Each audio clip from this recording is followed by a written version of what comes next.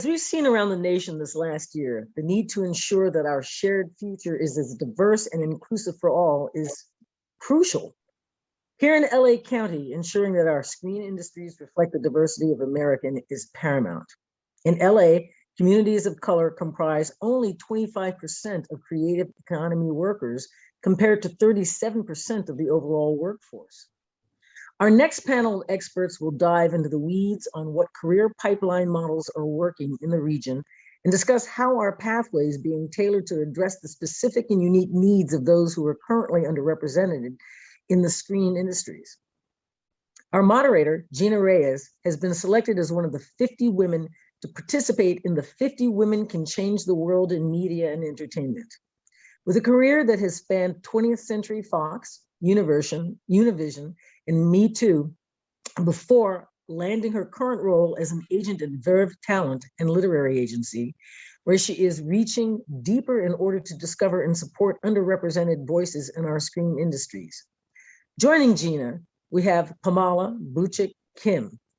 She's the executive director of Free the Work, a nonprofit organization leading global companies to actively engage in equitable actions that bring opportunities to underrepresented talent behind the camera. Supported by a network of over 15,000 creators in 181 countries, Free the Work designs and implements winning strategies to help the world's largest brands strategize their DEI milestones. Syd Stewart is the founder and executive director of Better Youth Incorporated, a creative arts mentoring agency for youth. Syd is a published performance poet, actor, and writer. Syd was featured in the Langston Hughes documentary called Hughes' Dream Harlem, and was featured a poet on BET's Lyric Cafe, and starred in a feature film called Everyday People, which premiered at the Sundance Film Festival, screened at the New Directors Film Festival at Lincoln Center, and aired on HBO. Stacy Milner is the founder and CEO of HBCU in LA program, the premier internship program of the Entertainment Industry College Outreach Program, EICOP.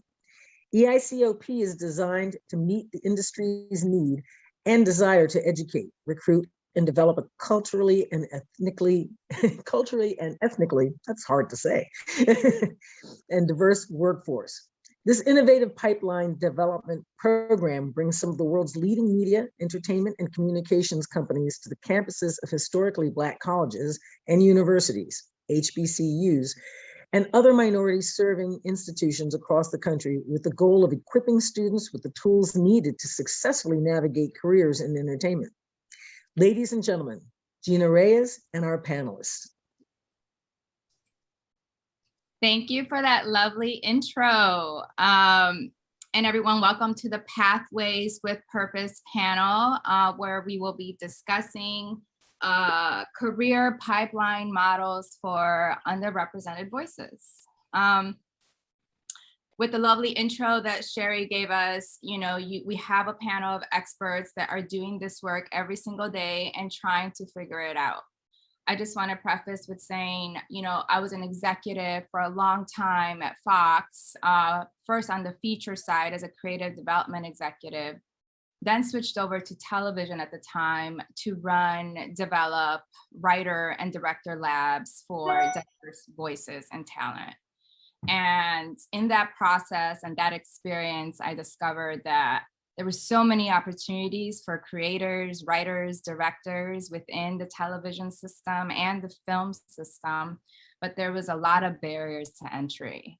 And so for me, the job was to figure out how to create real opportunities to help writers and directors from underrepresented communities actually get into the system and stay in the system and become successful in the system.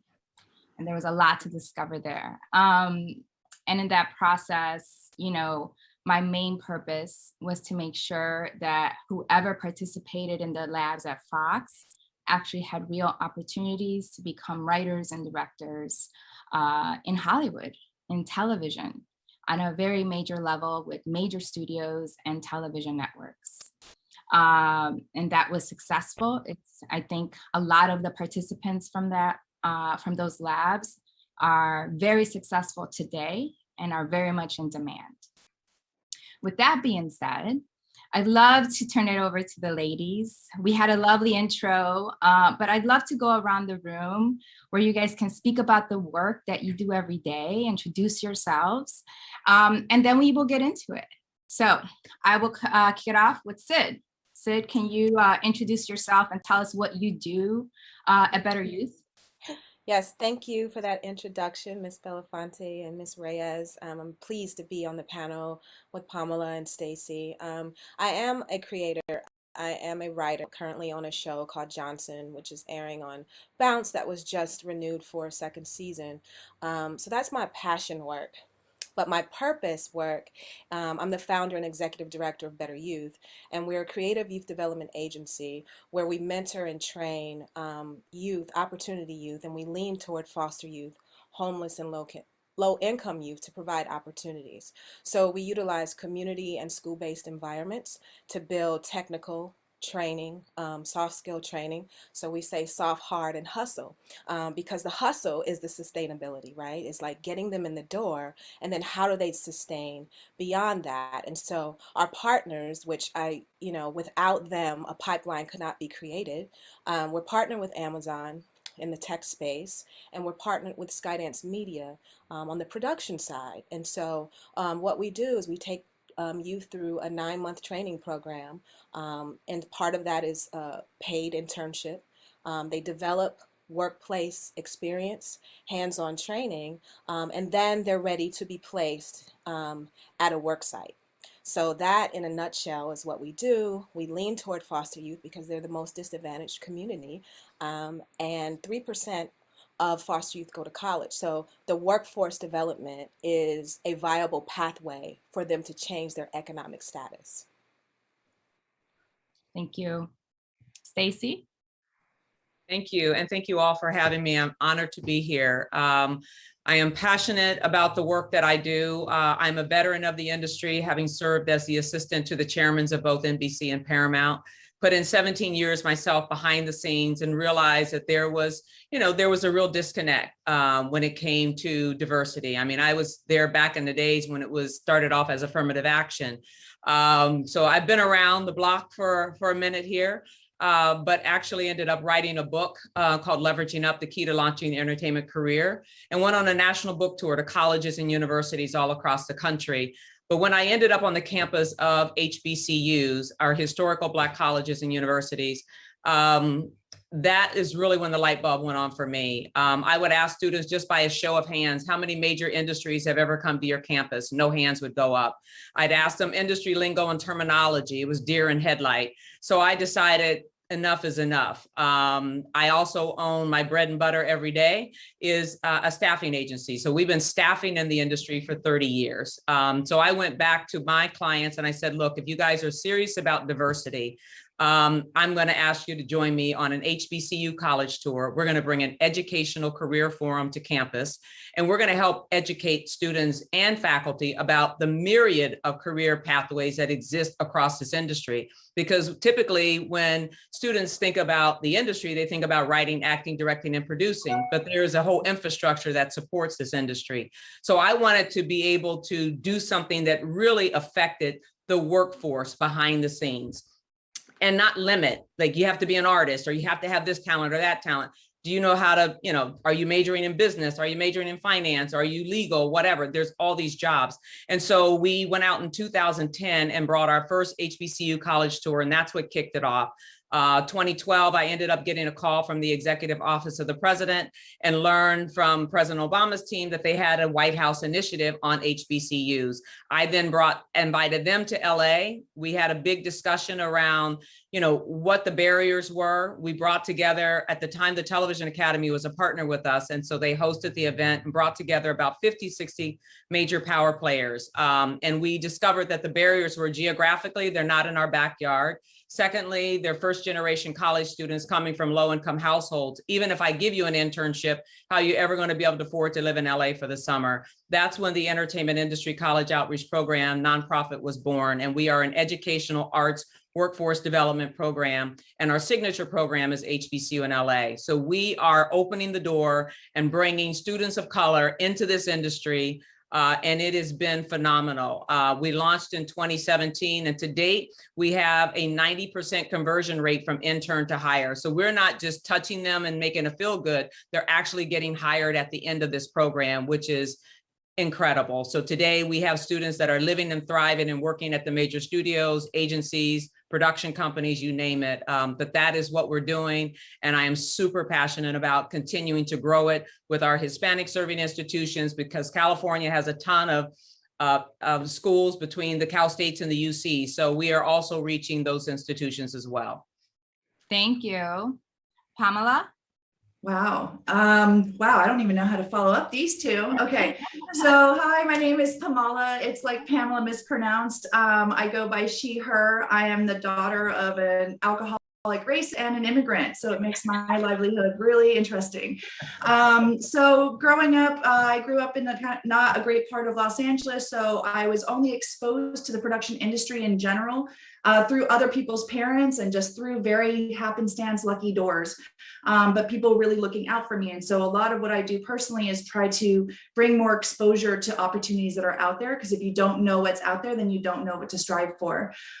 Since that journey, I've been in advertising. I've represented talent all over the world for advertising and found my way towards Free the Work. Free the Work was actually started by a director named Alma Harrell in 2016. It was really born out of advertising from her own need of understanding that there weren't a lot of female identifying directors in advertising. She put in a very simple, actionable premise that for every triple bid, because you always bid 3 directors against each other in advertising for a television commercial, there would be 1 female director. And it's through this very small, actionable step that we were able to make very large impact across the advertising industry. In 2019, we expanded to not just female identifying, but to all of those who are underrepresented. So this does carry across gender, orientation, creators with disabilities, military veterans, ethnicity, of course. So we also went across TV, advertising, and film. So we have more than just directors. So we have directors, editors, composers, you name it. So pretty much through the line. And we did this through a variety of different things. Again, going back to the actionable steps. So we basically work from the top down, and how do we help corporations and people within the corporations figure out how can they make smaller steps that will actually impact their hiring practices. And we really butt up against a lot of stereotypes that underrepresented means inexperienced, or it means under budget, or it means risk. And so we work against those kind of tides and try to change those minds. And then we also do from the bottom up, we work with our creators, and on our database, which is kind of a discovery platform, we have over 15,000 creators, and we basically try to demystify the process, because not everybody has a uncle or daddy in the business to help them get in. So like myself, I would have never known that this world existed if somebody hadn't kind of drawn me to it specifically. So we really try to look at what is the process at the top, how do we help those people make changes and change their hiring practices, and then from the bottom up, educate and demystify the process and connect them with a lot of other amazing organizations out there that are like what Stacy and what Syd are doing. So those are the kinds of things that we work on in a general practice. We work with everybody from hands-on studios also to P&G. So those are kind of the breadth of what we do. Thank you. Now, anytime that I have attended a panel speaking about diversity and D&I and opportunities for underrepresented voices, we always talk about the statistics, right? And how dire they are. But then we really don't have time to get into the solutions. Like, what are the real solutions? Because we all know it's dire. If it wasn't, we wouldn't be here today. And if it wasn't, there wouldn't be all these nonprofit organizations trying to still work on these statistics, right? You guys wouldn't be doing what you're doing now. So can we talk about what you have encountered in terms of the barrier to entry, right? What is the barrier to entry specifically? And how can, the county, the city of LA help do that? All of the major studios are here. It seems simple to me. We just call the studios, hey, what's going on? This is the county. How do we expand the pipeline into the workforce at the major studios in our city? It seems simple, but obviously it's not. So I would love to get your thoughts on that. Let's start with Stacy.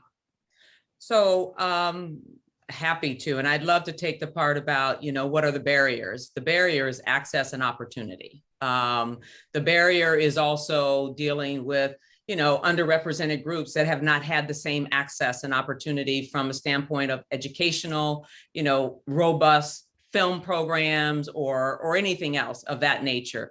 But then, so if they don't have access and opportunity, then they don't have on their resume what is typical, right? So it's about changing those practices, as you mentioned, from, the hiring practices to be able to include.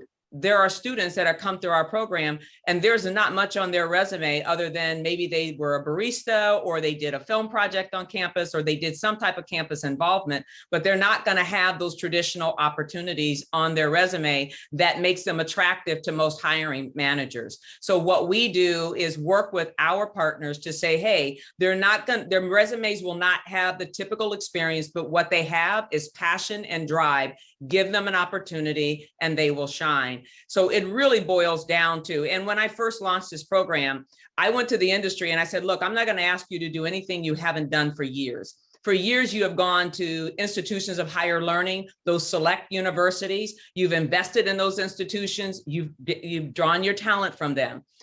But what you haven't done is you have not done that same thing with Hispanic serving institutions or the other historical Black colleges. So it really boils down to access and opportunity. And then from a government standpoint, and I think even from an industry standpoint, there just needs to be accountability. What are we doing? What are our numbers? Are we really changing? And then somebody has to hold their hand to the fire to make sure that they're doing it. For with my program, I'm saying, I don't want it to be a feel good for you or a box check. I want this to be that you're going to invest in this program and then you're going to get a return on your investment by now creating an opportunity for this person to actually be hired. And that's what makes the real change. Add to that. I do believe access and opportunity is important. And as you mentioned, accountability. So transparency is a part of that accountability. So the industry has always been kind of a mysterious place to work, right? Like we're trying to demystify, how do you get a job in entertainment? I mean, you can be qualified, you can be skilled, but at the end of the day, we all know this business is about relationships. It's who you know. Sometimes over what you know. You can have all the skills and qualifications, but the door will still be closed. And so with our program, we match young people with industry professionals. So mentorship is part of it because it's part of sustainability, right? Once you get in the door, how are you going to navigate a universe or a metaverse for those who are, cyber savvy? There's all these universes. Studios are universes. And so when you take a kid from Watts the way we do, raw talent, no experience, you train them up, 9 months, 18 months, 2 years, 3 years, however long it takes, you build up that training skill set. You give them opportunities that we do on a real-to-real global platform, which was formed by foster youth. Shout out to my youth who are watching. And so they now have hands-on experience. They're building their resumes, but even beyond that, I mean, we have professionals that can't get in the industry. The reason why I'm on a show right now is because my soror plugged me in. The reason why I have opportunities is because F. Gary Gray put me on. So at the end of the day, I think there are some de facto etiquette protocols in this business that no one knows about. Like it's a mystery, right? So how do we demystify that? If we were in Pittsburgh, we'd be teaching kids, and they'll be in steel mills, or in Detroit, they'd be learning about cars. This is Hollywood. Right? How do we get our kids into Hollywood and beyond that? Because we have placements now. We've been doing this long enough where we have placements thanks to our partners, right? We have kids at Lionsgate and HBO and Disney, okay? But how do they stay there? They're gonna need a professional matched with them to help them stay there. Because what happens is you get a kid who was homeless like we had, right?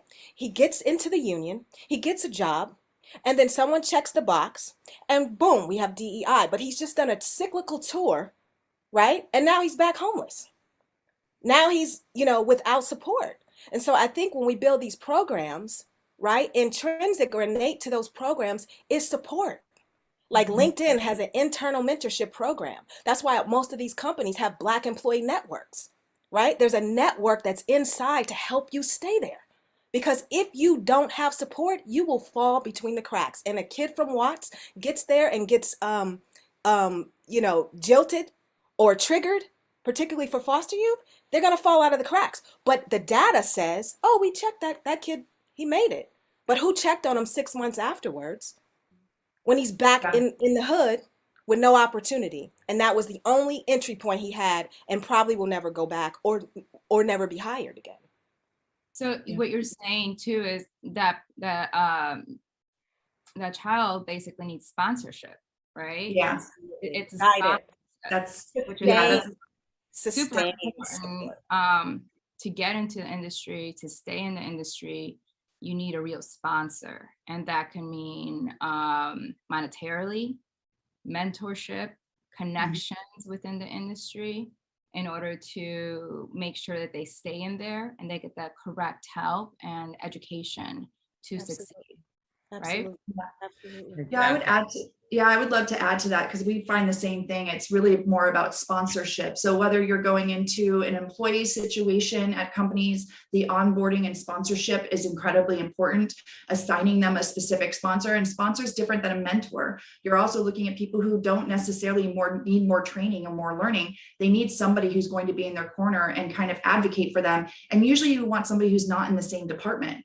So there's sponsorship programs, but then also when you look at the crew level and you go into the actual industry of like, what does the film industry crew level look like? You're talking about basically people who, as we all know from the IATSE things that are happening right now, crew doesn't have time. They're turning around. They don't even know where they're going, within 24 hours. Maybe they know within 14 hours of where they're going the next day. So when they're crewing up, they're going down their loyalty list of just seeing who's available. So how do you get underrepresented people into those lists and into those items, and maybe even trying to get them union days or get them past, they've gotten union, but now they need to get into some of these pods. And that's something, we're looking and examining right now. We're working with a bunch of wardrobe stylists that have a pod right now that basically says, hey, so-and-so doesn't have a computer. They're not going to be able to be a wardrobe assistant unless they get a computer. So let's sponsor a computer. Hey, so-and-so doesn't have great tires on their car. That's really dangerous for them. Or, hey, this person needs another union day before X date, who has time who has an assistant role for them.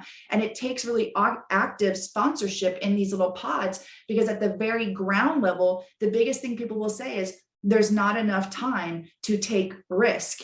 And so a lot of that is kind of destigmatizing that if you're new or you're underrepresented, that it's not a risk, that we have to kind of build in policy that implements and encourages people to get hired in these systems and get rewarded for that too, whether that's, whether policy means like, I don't know, tax credits, or it means like whatever the heck it might mean. I leave that up to all of you, but like, there's got to be incentive to also say, like, it's not just checking a box, but it's also getting the support to create these sponsorship programs.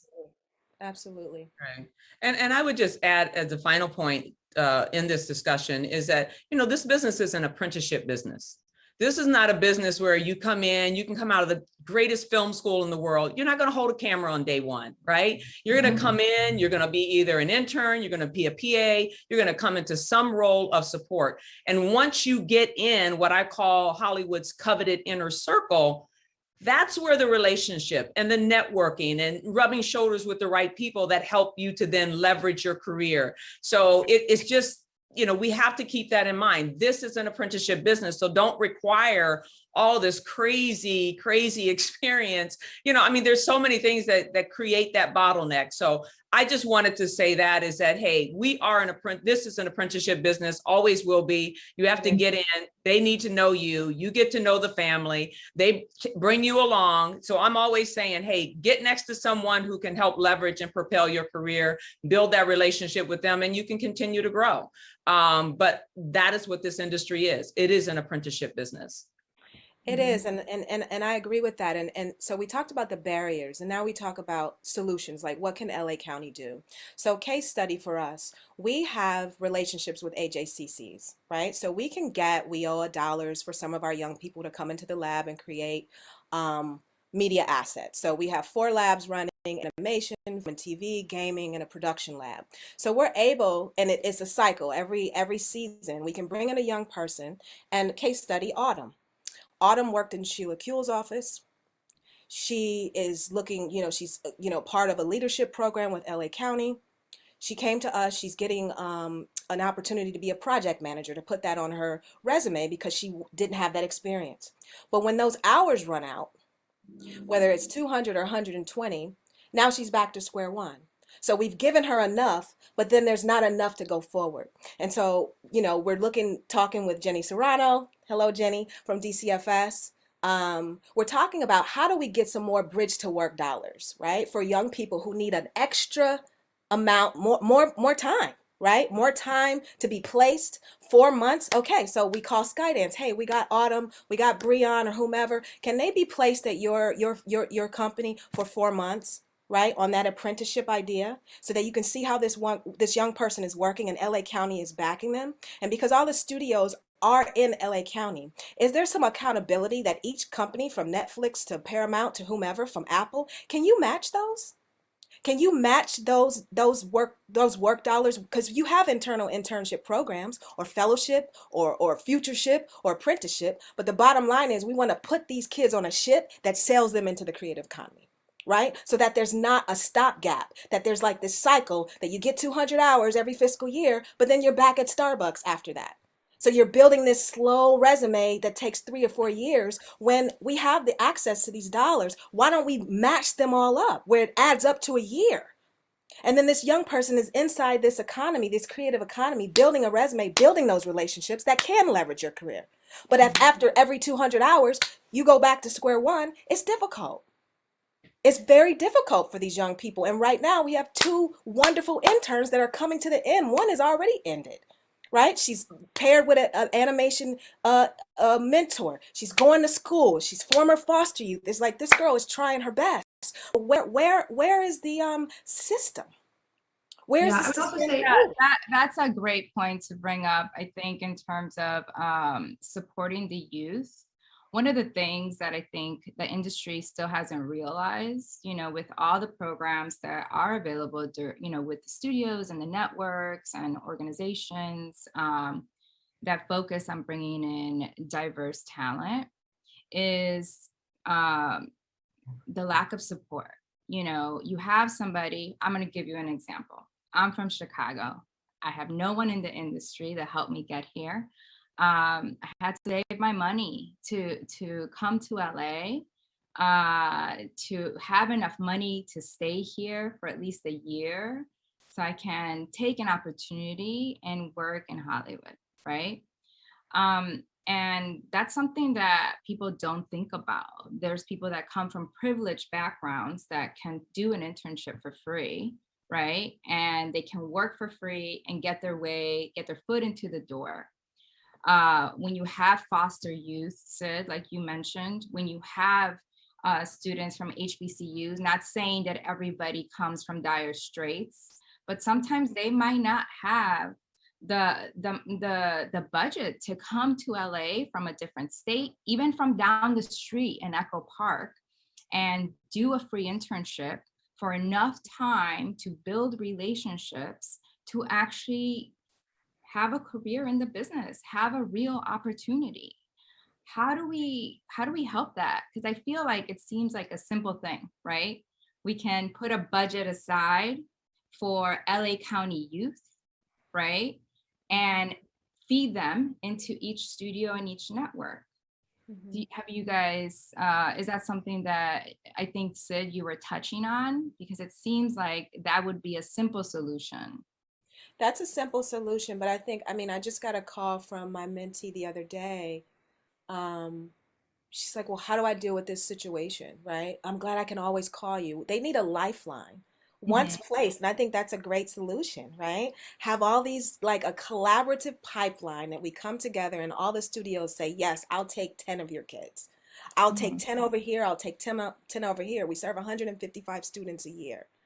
Other you serve, that doesn't even count into those numbers. But if you'll take 10, how many studios? It doesn't even have to be a large studio. It could be YouTube, it could be Google. Take 10 of ours, right? You have an internship, come to us. We have them, we'll train them up, and we'll guarantee you, because they have a mentor from either Amazon, Skydance, Paramount, Disney, that will be on their success team. They need a success team. And then once a year goes by. Okay, maybe they don't need the helicopter mentorship, right? But they've landed and they've got legs. You know, even a pilot in TV, it has to find its legs. So why wouldn't a student who comes from adverse, you know, economic adverse conditions get inside a complete new universe and be expected to be successful? Yeah, It just doesn't make sense. absolutely. You know, one of the things that we did is we created, you talked about that housing, you know, coming here and living in LA, it's tough, right? So what we realized is that the barrier for these students, particularly coming from out of state here, and even we found out that there's so many students from Los Angeles that are attending HBCUs, they come home, and case in point, we had a young man from, I think he was from Compton. He was like, Hollywood to me was like, it might as well have been, you know, 2,000 miles away. He could not figure out how to do it, right? And so what we created in this program is a community, and we provide them with housing. So you don't have to worry about where you're going to live or where you can get here, or even if you can afford it, because we provide them with the housing.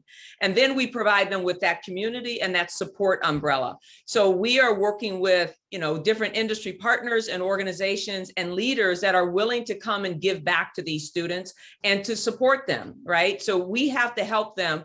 We had a young man at Paramount. This young man loved everything about editing. I was like, okay, I really want to get him on your post-production team. We ended up getting him on the post-production team, but he first time on a plane from Baton Rouge, Louisiana, from Southern University, but tremendous talent. Did not have the reel and all that stuff, but we still got him in. When he's there, people are not giving him anything to do. And so we have this session every Thursday called, you know, kind of our powwow night. So he shows up and I see him sitting there so dejected. I'm like, what's going on? He's like, they call me Mama Stacy, like Mama Stacy. They're not giving me nothing to do. In fact, I was delivering something. They're like, what are you doing here? It's like, I'm an intern. But he's like, they're just treating me. They're just kind of tossing me to the side. I'm like, look, you have to be the Jackie Robinson here. I need you to stand up, show up. I said, because you are going to make it. Keep staying engaged. Long story short, they were trying to cut the promo for Mission Impossible. They were all stumped, couldn't figure it out, threw it to him to do on just a whim. He blew them out the water. They were like, go into Paramount's big theater, watch this, this is going out live. But that's what they need. They need, yes, they need the housing, they need the support, and they need people that they can fall on. To this day, I get phone calls. I've got this situation, I got that situation, but it really is about creating a space and environment. So the housing is important. And we have students here now that are saying, hey, at the end of this program, I'm staying because the cohort that's here, somebody's gonna let me sleep on their sofa. And it gives them that cushion to be able to stay here. Otherwise, they would turn around and go back, and it would have been a great thing. And then you're starting all over again. I think that's a part of, you know, the solution is that, you know, we have the resources to be able to support these students and give them that post-program support. Absolutely. Absolutely. Because I would say it's a consistency, because especially when you're doing with below the line, you have to be ready to jump at any time. Because if someone says, oh, I went down my list, everybody's unavailable, I now got to your name, and you're like, oh shit, sorry, I have to go do my second job, or oh, sorry, I'm not in the area, you're done. Like, you're no longer on that list anymore. So you have to be at the ready. And then from the employer side, I need, you know, they're saying that they need people who are available and there and ready to go, because they also don't have time, just because of the way the system is built and set up right now. So I think what Syd and Stacy are both saying is like having that consistency, even when they're not literally in the 120 hours, even when they're not literally in that internship, or they're waiting for an assignment within that, we need to be supporting them all the way through. And this does mean like financially, this does mean with housing. And we experience the same thing. We're trying to get them to get more people into the crew line. I think it goes back to also the transparency. And it's why we are trying to track diversity on set, so that we can make very clear understanding, like, hey, there isn't any LGBT in this particular union. Hey, there isn't any necessarily military veterans in that particular group. Let's try to set up these programs. But like, even with like trying to understand diversity on set, it has to be done with care and consciousness, because otherwise you're going to alienate the exact people who want to hire these folks and get them in the door, but don't always have the most set up environment to do it. And so that's what's like, you have to not like this, people, from underrepresented myself, I don't fill out check boxes. It all feels like a checkbox.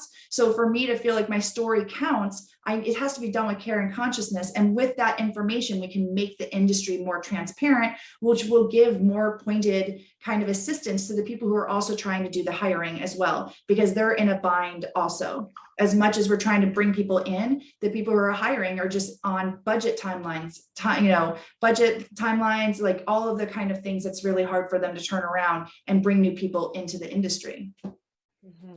Pamela, specifically with you and Below the Line, can we go a little bit more into the barriers to entry from that world?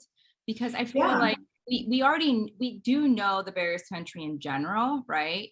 With students and youth from underserved communities or outside of the state and whatnot. But I think most of your members are professionals, correct? But there's absolutely. We have everybody from emerging creators all the way into like Regina King. So it's a wide breadth of people, a lot of people in the middle, and it's all of the same things that Stacy and Syd are also saying, but in the below the line, because you're literally a crew member who's getting your call sheet 14 hours before you're supposed to show up somewhere, and you maybe got the assignment 3 days before, so, and some of the jobs are longer and you have more time, but it's always kind of the scramble to who's available in the industry. And again, there's a loyalty system. So you are going to go down your list of people are going to come through for you and follow through and not screw it up with you, because you don't have time to fix their mistakes, because everybody in the production arena is running so fast and they're running so thin. And so one of those things is, again, you have to be at the ready and available. If you are trying to survive, you probably go have another job. You probably don't live in the city center. So how are you going to just suggest that? Or maybe you don't even have an iPhone and you're checking your email at a computer center every day. So the moment you miss that window, you're now kind of off the list, as I've been kind of saying. And again, it's not just like, we have a lot of people who are working to get mentoring and sponsorship in, but the other half is trying to understand the actual system, the systemic system that we're in, that these hires, because again, I think a lot of people in their hearts and minds want to have more diversity around them on set, but they are in the timeline that they're in, they're not sure how to get through. And so that's why we're trying to set up systems and work with the studios to set goals so that it trickles down into the production companies and the producers and the showrunners, that then will help enable the crew and the lead crew members to be able to facilitate these goals in the longer run. We're trying to make sure the studios don't kick the can down the road to the production companies, who then kick the can down the road to the key hires on the set. And then those key hires are like, are you kidding me? I have no time. I have no budget. And now you want me to find specific people for specific roles? That's why we need to keep pushing the resources towards not just also the studios, but also these key leads who are the ones who are actually doing the hiring.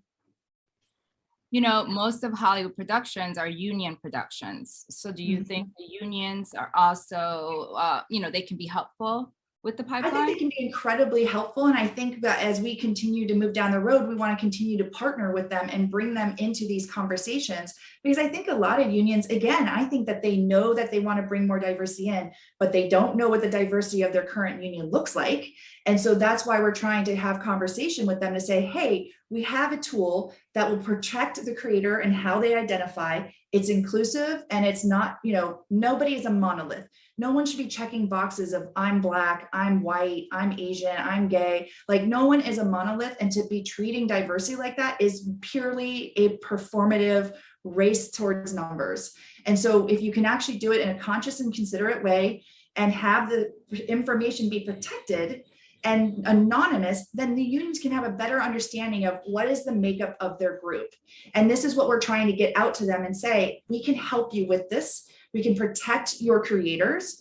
We can protect them in all different demographics, and we can give you the information that you need so that we can build programs and partner with Syd and partner with Stacy to help bring more youth into your union. But we got to do it with them. And it's not about putting them in a corner or making them feel threatened or defensive. It's really just trying to raise up the industry as a whole, because we know ultimately that people want to see this happen. Again, it's transparency and the small actionable steps of how to grow this.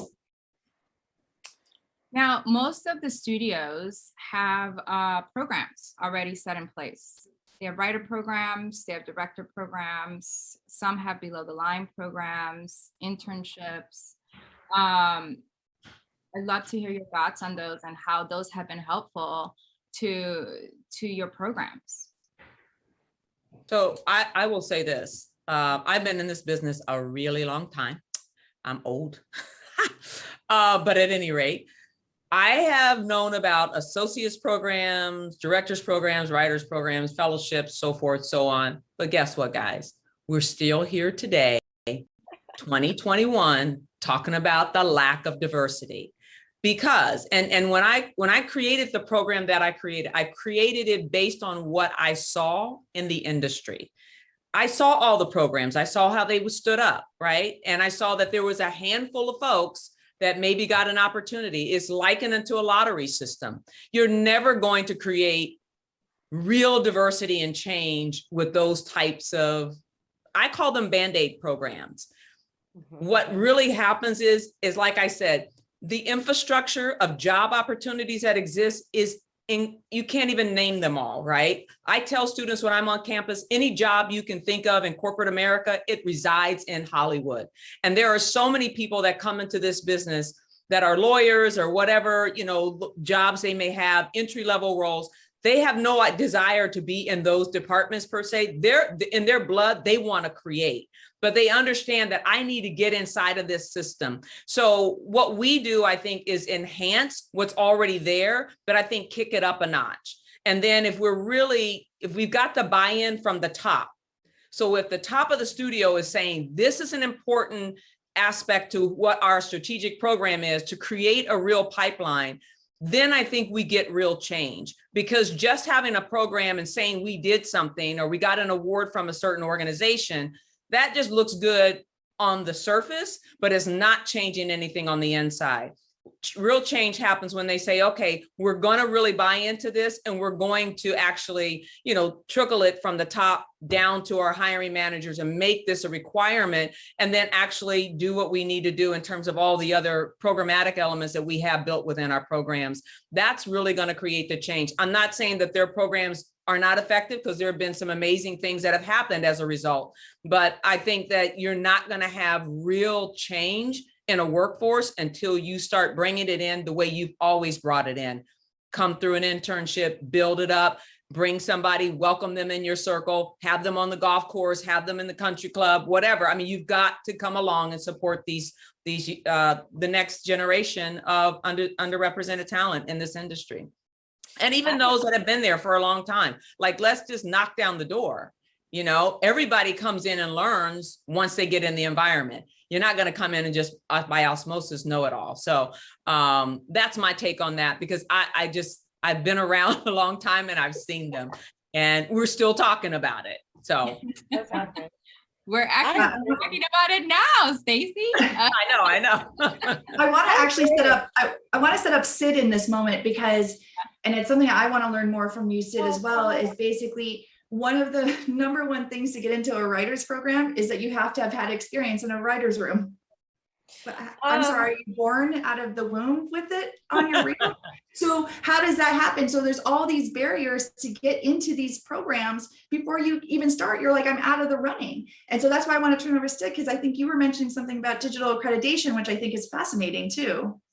So we're exploring kind of, digital badges, digital credentials, certifications, Google, Apple, Adobe offers them so that our students come into the door with something. But I think we cannot negate sweat equity. Like, you can have a program, you can have this, you can have a mentor, you can have a sponsorship. At the end of the day, you got to hustle. This game is about hustle. Like, you got to work for it, right? So I think there's a program. I've been in fellowships. I've been a long list of programs and contests I've won. But at the end of the day, how I got a job was a relationship. And I was ready. Will Smith said, if you stay ready, you won't have to get ready, right? So if you're a writer, you need to be writing.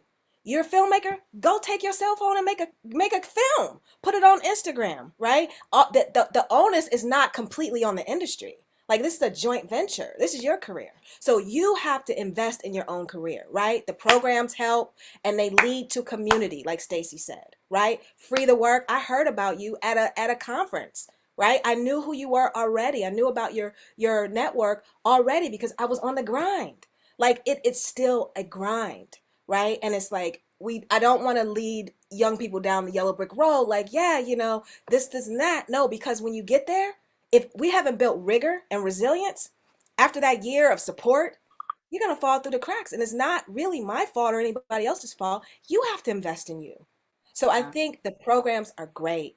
I think they gave me a list on a list of, validation, right? It validated me as a writer so that when I was on my grind, when I was at that Power Women Summit, listening to people and talking, hey, I have a script ready. So it didn't take me 3 weeks to send you a script. It took me 3 minutes because I'm ready. So I think that's part of it too. And not, when we talk about demystifying and open up the doors, the reason why entertainment is because it does have a cachet of mystery. So we love that, right? We're workers though. I think We're that's hard workers. a great point to bring up, Syd, in terms of hustle, right? Already, when you talk about underrepresented voices coming into the Hollywood system, they're already put in a box, right? They already come in a box. They're already looked at as the other. They're already looked at as someone that is less than. That's out of the gate, right? And so coming in, you have to hustle. You have to be a hard worker. You have to really find your way. Even if you have all the support out there, it's you that's going to also, I think, create your own career and your own path using all the resources that you are given. But a lot of the people from the communities that you serve, they don't know that. They don't know what it takes. They don't know the basics. Like, look at Deadline every day for the jobs that might be available online, or Variety or Hollywood Reporter. How can are you guys incorporating that as part of your program as like the basic education on what the artists that you serve should be doing on their own as well? Absolutely. We absolutely do. Professional development.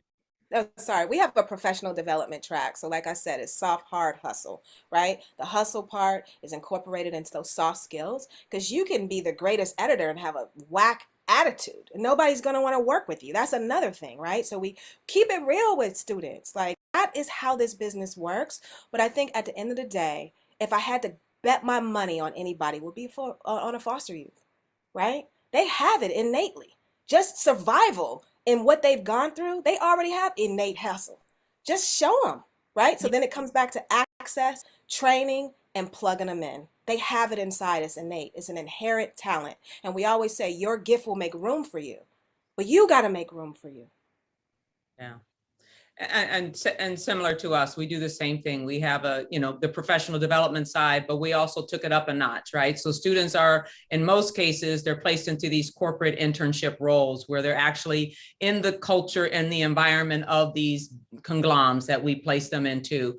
But there's all these students that also want to be creative. So our students actually create a short film. And so we have them literally go through a course project where we allow them to pitch an idea and we choose one of those ideas to take pen to paper. So then the students are tasked with writing, directing, producing, set dressing, wardrobe. IATSE 600 actually helped us with providing our aspiring cinematographer with mentorship and running camera. So they do everything from concept to market. And these students, when they do this project, they literally have to do it. The student that gets chosen to be our writer, okay, your script is, your draft is due on Monday. You just got approved on Friday that you're our writer, and Monday their draft was due. And they were like, oh no. So they really get, an immersion experience about what it's really going to be like. So that's a part of a real, tangible active learning process. And then they actually then get to showcase it and actually,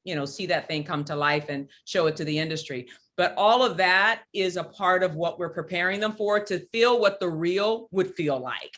And when you're in these environments, this is how you have to show up and present yourself. All of that is critical and key. Otherwise, we would just be setting them up for disaster. So, because we know how hard this business is. But yes, that is critical and very much a part of the training, the program that we do. Yeah, Stacey, that's one of the amazing. things that you did, which I think is we have to point out, was you went out to the HBCUs, right? They're all over the country. And a lot of the HBCU students probably had no idea how to get into Hollywood. And you're really like helping them do that and creating that pipeline. What do you guys think about the students in LA? Like we mentioned, the students in Watts, in Compton, in Echo Park, you know, anywhere in LA that have no idea how to get into Hollywood, which is astounding to me. They live in the playground of Hollywood, but don't know how to get there. How can we help them? How do we actually do what you did, Stacy, with HBCUs and what you're continuing to do with the local community here? You go to them, I was right? gonna say, you gotta go go to the there. community. You You go to the really do. community. Like Yeah. I used to work at Jordan High School. I created satellite centers in the community of Watts. I'm known pretty much. And, people call me, hey, can you come and can talk? You have to be passionate about the work that you do. We have to bring it to them, right? And light the fire. Once the fire is lit, then they can get on the A train or the blue train, right? And connect at 7th Street and whatever, and then go to Hollywood. Right? It's that real. But I think, we're on a capital campaign right now. We want to create satellite studio arts labs, right? Because transportation is an issue, just like housing, right? So to expect a kid who lives in Watts to go all the way out to Warner Brothers, that's a 2.5, 3 hour trek one way, right? So how do we bring satellite training centers, live workspaces, pods, connect it to the training center and bring it to Watts, bring it to Compton, bring it to East LA, bring it to Pasadena, right? These satellites, when you bring Hollywood to them, they don't have to go far. And then when they're ready to be trained up, when they're ready, right? Because there's a scripture that says, train up the child in the way they should go and they won't depart from it. When you train them up, then they have the economic sustainability to buy a Metro card or buy a car, because as a PA, you need a car. That's the bottom line, right? That's part of the hustle. So when we build their legs to be strong, they can self-advocate for themselves. They can't do anything if they're homeless, coming off the street, sleeping in front of a church, no food, no water. They need basic needs met first. You meet those basic needs, train them up, advocate, validate, and send them out. But they'll be strong on their own. But we got to bring it to them. That's Mhm. great. Yep. Well, I think we are out of time. Any last words, ladies? Transparency and accountability. Let's go. We need help. We are 3 separate organizations doing the work and making it happen, but we need support so that we can continue to push through to the industry and reach out to all these different audiences and get them on board, because we need transparency and accountability. It's one of the biggest industries that doesn't actually have it. So I would just say, like, the work that, these organizations are doing is incredible. I'm just gonna say ditto, because that is exactly what it is. So yeah, I can't even add to that. That is really what it's all about. I mean, once we get that, that needs to be a system that needs to be put in place so that so we can be effective and not have, be talking about this forever. So Yeah. I think I heard Ava DuVernay say recently, I'm tired of talking about this. And quite frankly, I am too. So it's just like, hey, we've got the goods, like, let's deliver, right? Let's get accountable. Let's be fair, and we can make it happen. And I would say we're better together, There you because go. the solution is within all of us, and collective impact is always gonna trump, the talk. So we're That's better right. together. Well, thank you all for sharing your expertise with us. Go out there and keep hustling. Thank you so much. Thanks, everyone. Thank you. Thank you, Pamela. Thank you. I'm sorry, Pamala. Thank you, Pamala. Thank you, Stacy. Thank you, Syd. And Gina, thank you so much for hosting this event. This is, each of these panels is very eye-opening, and, just reminds us of how far we've come, but how very far we still have to go. Thank you, guys. I think I speak for everyone in attendance that we are all excited and driven to see the future of our screen industries here in LA continue to flourish and maintain its place as the global entertainment hub.